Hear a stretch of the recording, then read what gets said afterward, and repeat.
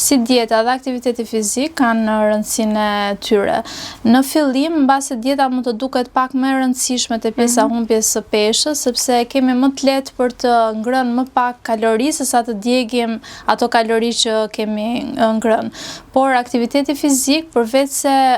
shkakton këtë deficitin kalorik, pra atë balancën midis asaj që ham dhe asaj që djegim, është parë që ka efekte shumë të rëndësishme dhe për te humbjes apo ruajtjes së peshës, sepse ndikon pozitivisht edhe tek përmirësimi i insulinorezistencës, te ulja e rrisjeve kardiovaskulare që këta pacient mund të kenë. Pra,